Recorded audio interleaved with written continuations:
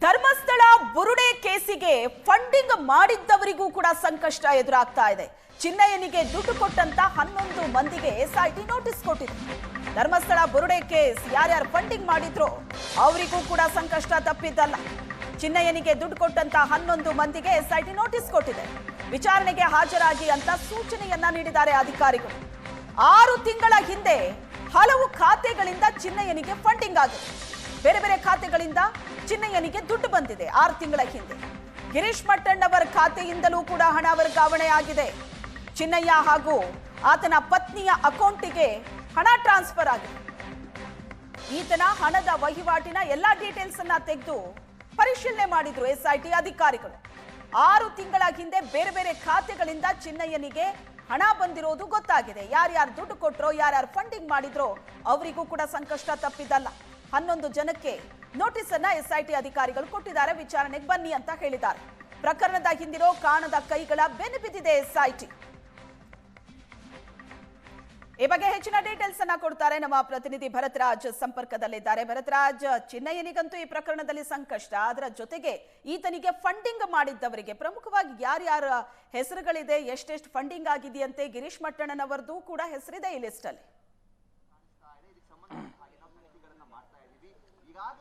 ಶ್ವೇತಾ, ಹೌದು, ಈ ಒಂದು ಪ್ರಕರಣದಲ್ಲಿ ಚಿನ್ನಯ್ಯ ಅಂತೂ ಈ ಪ್ರಕರಣದಿಂದ ಯಾವುದೇ ಕಾರಣಕ್ಕೂ ಕೂಡ ತಪ್ಪಿಸಿಕೊಳ್ಳುವ ಸಾಧ್ಯತೆಗಳಿಲ್ಲ. ಯಾಕಂದ್ರೆ ಆರಂಭದಲ್ಲಿ ಕೊಟ್ಟ ಹೇಳಿಕೆಯನ್ನ ನಂತರ ತಪ್ಪೊಪ್ಪಿಕೊಂಡು ಆ ಹೇಳಿಕೆಯನ್ನ ಬದಲಾವಣೆ ಮಾಡಿರುವಂತದ್ದು, ಇವತ್ತು ಅದರ ಸ್ಟೇಟ್ಮೆಂಟ್ ಕೂಡ ರೆಕಾರ್ಡ್ ಆಗ್ಲಿಕ್ಕೆ ಇರುವಂತದ್ದು. ಆದರೆ ಈ ಪ್ರಕರಣದಲ್ಲಿ ಚಿನ್ನಯ್ಯನ ವಿಚಾರಣೆ ಸಂದರ್ಭದಲ್ಲಿ ಆತನ ಬ್ಯಾಂಕ್ ಅಕೌಂಟ್ ಡೀಟೇಲ್ ಗಳನ್ನ, ಕೇವಲ ಆತನ ಬ್ಯಾಂಕ್ ಅಕೌಂಟ್ ಅಷ್ಟೇ ಅಲ್ಲ, ಆತನ ಪತ್ನಿ ಮತ್ತು ಆತನ ಕುಟುಂಬಸ್ಥರಿಗೆ ಸೇರಿದಂತಹ ಒಂದಷ್ಟು ಬ್ಯಾಂಕ್ ಅಕೌಂಟ್ ಡೀಟೇಲ್ ಗಳನ್ನ ಚೆಕ್ ಮಾಡಿದ್ದಾರೆ. ಕಳೆದ 6 ತಿಂಗಳ ಹಿಂದೆ ಆತನಿಗೆ ಯಾರೆಲ್ಲ ಹಣ ಹಾಕಿದ್ದಾರೆ, ಯಾಕಂದ್ರೆ ಆತನ ಗೂಗಲ್ ಪೇ ಮತ್ತು ಫೋನ್ ಪೇ ನಂಬರ್ ಗಳಿಗೆ ಮತ್ತು ಆತನ ಬ್ಯಾಂಕ್ ಗಳಿಗೆ ನೇರವಾಗಿ ವರ್ಗಾವಣೆ ಆಗಿರುವ ಹಣದ ಮಾಹಿತಿಗಳನ್ನು ಪಡೆಯಲಾಗಿದೆ. ಸುಮಾರು 3 ರಿಂದ 3.5 ಲಕ್ಷ ರೂಪಾಯಿಯಷ್ಟು ಹಣವನ್ನ 10, 15 ಸಾವಿರ, 20 ಸಾವಿರ, 25 ಸಾವಿರ, 30 ಸಾವಿರ, 50 ಸಾವಿರ ಹೀಗೆ ಸಣ್ಣ ಸಣ್ಣ ಮೊತ್ತಗಳಲ್ಲಿ ಆತನ ಬ್ಯಾಂಕ್ ಖಾತೆಗೆ ಟ್ರಾನ್ಸಾಕ್ಷನ್ ಮಾಡಲಾಗಿದೆ. ಅವುಗಳಲ್ಲಿ ಸಿಕ್ಕಿರುವಂತಹ ಬ್ಯಾಂಕ್ ಖಾತೆಗಳ ನಂಬರ್ಗಳ ಆಧಾರದ ಮೇಲೆ ಈವರೆಗೆ ಒಟ್ಟು 11 ಜನರಿಗೆ ನೋಟಿಸ್ ಅನ್ನ ಕೊಟ್ಟಿರುವಂತದ್ದು. ಅದರಲ್ಲಿ ಮಹೇಶ್ ಶೆಟ್ಟಿ ತಿಮರೋಡಿ ಆಪ್ತರು ಸೇರಿದಂತೆ 11 ಜನ ಇದ್ದಾರೆ. ಅದರಲ್ಲಿ 6 ಜನರ ವಿಚಾರಣೆ ಆಗಿದೆ. ಉಳಿದ 5 ಜನರ ವಿಚಾರಣೆ ಇನ್ನಷ್ಟೇ ಆಗಬೇಕು. ಅವರು ಕೂಡ ವಿಚಾರಣೆಗೆ ಹಾಜರಾಗುವಂತ ಸಾಧ್ಯತೆಗಳಿವೆ. ಇಲ್ಲಿ ಬಹಳ ವಿಚಾರಕ್ಕೆ ಇಂಟ್ರೆಸ್ಟಿಂಗ್ ಆಗಿ ಗಮನಿಸಬೇಕಾಗಿರುವಂತದ್ದು,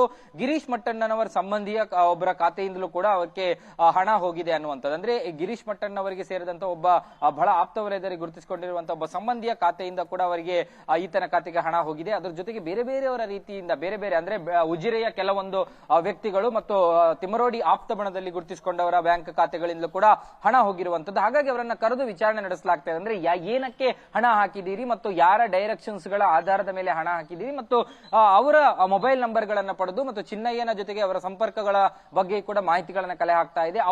ಅವರ ಸ್ಟೇಟ್ಮೆಂಟ್ ಗಳನ್ನ ದಾಖಲು ಮಾಡಿಕೊಳ್ಳುವ ಪ್ರಕ್ರಿಯೆಗಳು, ಅಂದ್ರೆ ಇಲ್ಲಿ ವಿಚಾರಣೆ ಮಾಡಿ ಏನೋ ಪ್ರಕರಣದಲ್ಲಿ ಅವರ ಮೇಲೆ ಕ್ರಮಗಳಾಗುತ್ತೆ ಅನ್ನೋದಕ್ಕಿಂತಲೂ ಹೆಚ್ಚಾಗಿ ಈ ಒಂದು ಷಡ್ಯಂತ್ರ ಅನ್ನುವಂತ ಚರ್ಚೆಗಳೇನಾಗ್ತಾ ಇದೆ, ಷಡ್ಯಂತ್ರಗಳ ಭಾಗವಾಗಿ ಅವರೇನಾದ್ರೂ ಇದ್ದಾರೆ ಮತ್ತು ಇದರ ಹಿಂದೆ ಈ ರೀತಿ ಷಡ್ಯಂತ್ರ ನಡೆದಿದ್ರೆ ಅವರಿಂದ ಏನಾದ್ರೂ ಹಣ ಹಾಕಿಸುವಂತ ಕೆಲಸಗಳಾಗಿದ್ದೆ ಅನ್ನುವಂಥದ್ರ ಬಗ್ಗೆ ಅಷ್ಟೇ ಪ್ರಕರಣದ ತನಿಖೆ ನಡೀತಾ ಇರುವಂತದ್ದು. ಹಾಗಾಗಿ 11 ಜನ ಈಗ ಸಿಕ್ಕಿರುವಂತದ್ದು. ಕೇವಲ 11 ಜನರಿಗೆ ಅದು ನಿಲ್ಲೋದಿಲ್ಲ, ಉಳಿದ ಒಂದಷ್ಟು ಜನರ ಹೆಸರುಗಳಿದೆ. ಅದರ ಜೊತೆಗೆ ಕೇವಲ ಚಿನ್ನಯ್ಯ ಅಥವಾ ಚಿನ್ನಯ್ಯನ ಪತ್ನಿಯ ಅಕೌಂಟ್ಗಳು ಮಾತ್ರ ಅಲ್ಲ, ಆತನ ಕುಟುಂಬಕ್ಕೆ ಸೇರಿದ ಬಹಳ ಕ್ಲೋಸ್ಡ್ ಏಡ್ ಗಳಂತ ಕರೆಸಿಕೊಳ್ಳುವಂತ, ಆತನಿಗೆ ಬಹಳ ಹತ್ತಿರದಲ್ಲಿ ಅವನ ಜೊತೆಗೆ ನಿಕಟವಾದ ಸಂಪರ್ಕವನ್ನು ಹೊಂದಿದ್ದಂತಹ ಒಂದಷ್ಟು ವ್ಯಕ್ತಿಗಳ ಬ್ಯಾಂಕ್ ಅಕೌಂಟ್ಗಳ ಮೇಲೆ ಕೂಡ ಎಸ್ಐಟಿ ಕಣ್ಣಿಟ್ಟಿರುವಂತದ್ದು. ಹಾಗಾಗಿ ಅವರ ಬ್ಯಾಂಕ್ ಅಕೌಂಟ್ ಡೀಟೇಲ್ ಗಳನ್ನ ಪಡ್ಕೊಂಡಿದ್ದಾರೆ. ಅದರಲ್ಲಿ ಯಾರಾದ್ರೂ ಹೊಸಬರು ಅಕೌಂಟ್ಗೆ ಟ್ರಾನ್ಸಾಕ್ಷನ್ ಗಳನ್ನ ಮಾಡಿದ್ರೆ ಅಂಥವರನ್ನ ಕೂಡ ಕರೆಸಿ ವಿಚಾರಣೆ ನಡೆಸಿ ಅವರ ಹೇಳಿಕೆಗಳನ್ನು ದಾಖಲಿಸುವ ಪ್ರಕ್ರಿಯೆಗೆ ಎಸ್ಐಟಿ ಮುಂದಾಗಿರುವಂತದ್ದು. ಶ್ವೇತಾ, ಥ್ಯಾಂಕ್ ಯು ಭರತರಾಜ್ ನಿಮ್ಮೆಲ್ಲ ಡೀಟೇಲ್ಸ್ಗೆ.